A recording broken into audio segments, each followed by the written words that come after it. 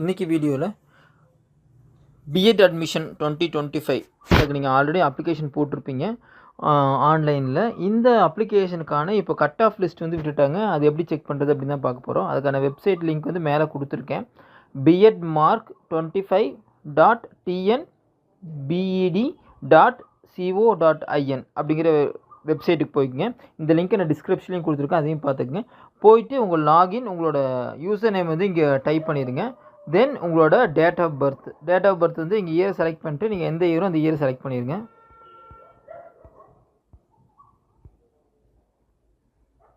Okay, கொடுத்துட்டு இங்கே login அப்படின்னு கொடுத்துருங்க.